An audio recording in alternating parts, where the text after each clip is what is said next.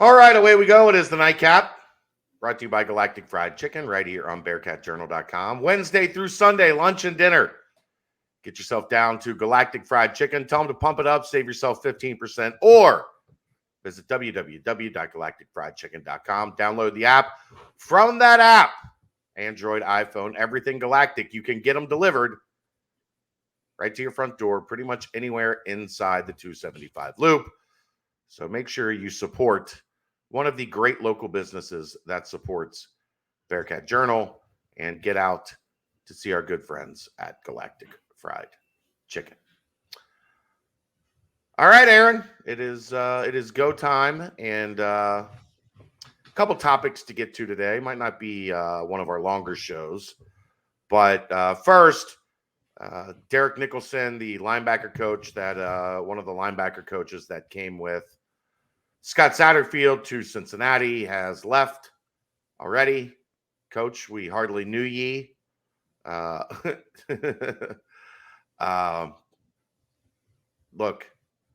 is what it is. This is kind of the silly season for the back end of the silly season, but still the silly season in the assistant coaching ranks. And I'm guessing Miami threw a nice little raise at him, and he heads down to Miami. The only part that's really a little bit rough on this is you're 3 weeks from spring ball, and you, I would assume, would like to have everything kind of in order right now and rolling towards spring practice starting in less than 3 weeks. And now you got to go out and add somebody to the coaching staff. But not a huge deal. It's not a coordinator. It's not a core piece. He was seen as a pretty good recruiter. So that hurts a little bit. But, Aaron, it's hard to get upset about something that you never really had, right? Yeah, I just made sure I unfollowed him because don't need that in my feed. It's not like we didn't even know him. Like, sometimes you're like, I don't want to unfollow. I've known this guy for a decade. I don't want to unfollow him. Right. Didn't have to do that with this. Didn't have to do that with this. Yeah, I mean, he was. You could have asked me who the linebackers coach was.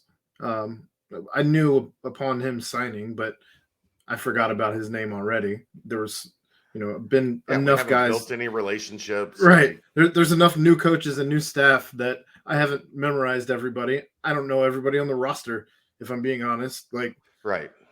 I don't. There's going to be a couple guys when we get to spring practice that you're like, oh yeah, I forgot about him. Right. Especially along that offensive line, which I feel like has an entire new room.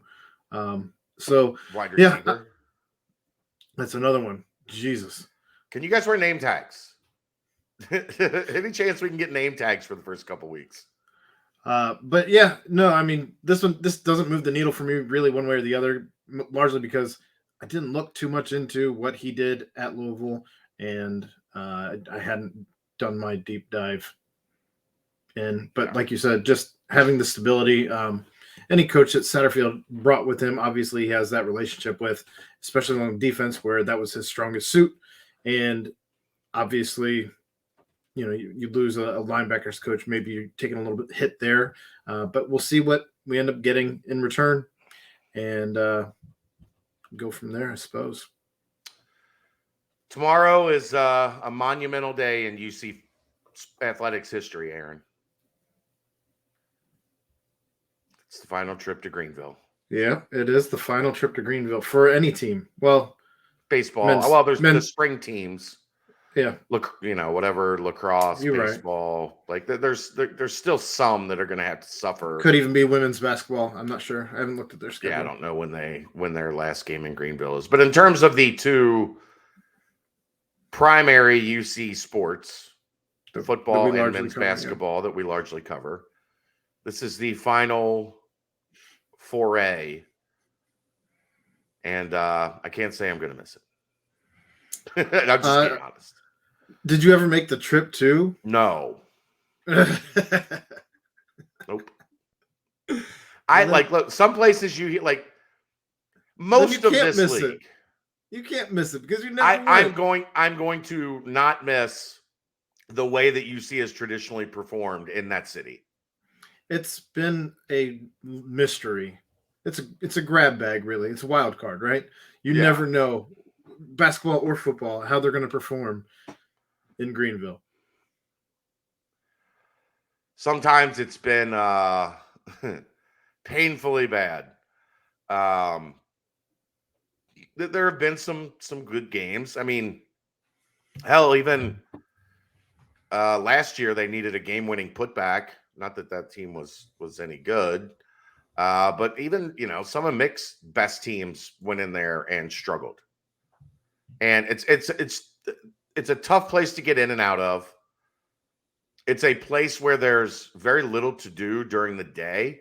Like I know football, they played. It felt like they played a bunch of Black Friday, like 7 p.m. They probably only played one or two, but it felt like there was a bunch where like they had to go on Thanksgiving to Greenville, hang out there all day, and then play either like a 3:30 or a 7 o'clock kickoff, where they came out just like looked like they wanted to be anywhere else.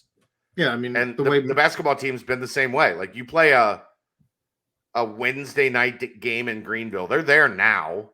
What the hell do you do in Greenville all day tomorrow? Go find Mr. Beast? The way Mo talks about it, he hated. I'm not sure if he hated Greenville or Tulsa more. Yes.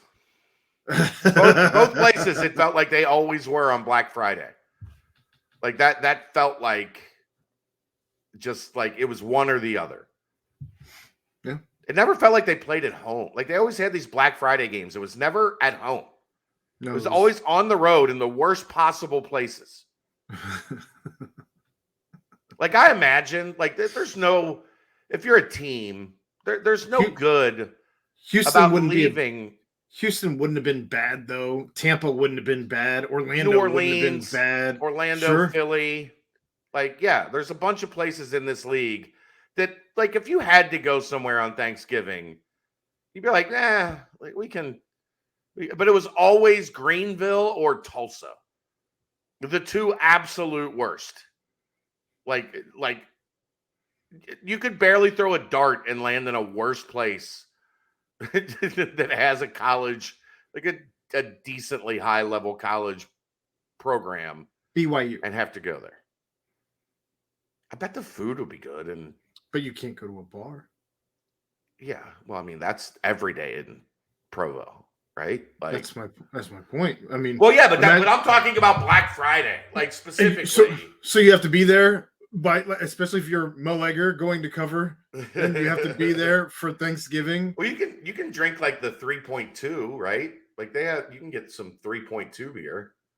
That for Mo, I'm sure literally is just water. I'm curious how far the nearest liquor store or gas station actually. There's no liquor stores. I'm do they even sell liquor in Provo? I don't know if they sell beer in Provo. Well, they do, but it's like 3.2. Like it's so watered. Like Bud Light is like, ooh, that's some weak beer. I just wonder how close the nearest place that sells actual normal beer is. Not in the state of Utah. The whole state? I think the whole state is that. Yeah, no. I think the whole state is that way. Get out of here. I think it's the whole state. I'm serious. I think it's the whole state. I had a buddy that used to run a bar in Salt Lake, or what's the ski town in Utah? Salt Lake City? No, the other one, Park City. And there were a bunch of restrictions that they had on alcohol there too. But I digress. It is the last hurrah for football or men's basketball in Greenville, and I'm just not going to miss. Hopefully tomorrow is. I mean, they beat that always worries me. They beat the brakes off of ECU here. 83-55. Beat the brakes off of them. They played great. They shot it well. That was one of the first signs that the defense was really coming around. That's even with Javon Small. Yeah, he hasn't played since then. Well, he had 23. Yeah, he got hurt at the end of that game and hasn't played since. Now, would it surprise you? I know he's not expected to play. Would it surprise you at all if all of a sudden in warmups tomorrow they're like, "Oh, Javon Small's back"? That's how that feels goes. like. It feels like every time somebody's hurt, they show up against Cincinnati. Especially Memphis. Memphis loves that. Yeah, they have 3 guys that haven't played in a month, and all of a sudden they're all like they're all back.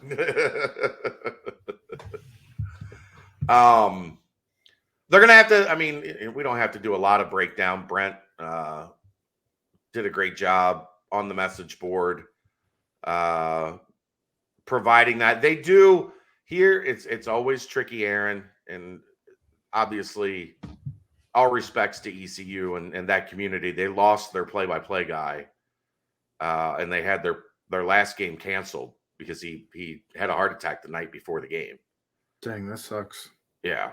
So this is going to be an emotional night there because it's going to be their first game back since losing a guy that to them has essentially been like the Dan Horde of ECU athletics. So there is going to be a bunch of emotion there. That is going to be a factor. We'll see with Vic. I mean, if I had to guess, I'm guessing he doesn't play. In their last game, though, Vic didn't have a great game. 27 minutes, 3 of 6 from the field, 6 rebounds, a block, 2 steals. Didn't have to. UC shot the piss out of it.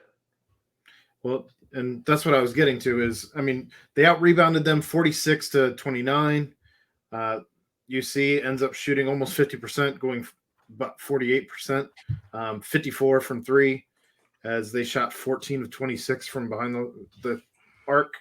Yeah. And they more importantly held ECU to under 35% from the field and roughly just over 21% from 3. Yeah, they do have a couple guys that are playing well. Brandon Johnson was their second best player when Small got hurt. He's now been their best player. RJ Felton has been really good. Jaden Walker has taken over at point guard and played well for them. At 6'5", he could give Dave a little bit of problem.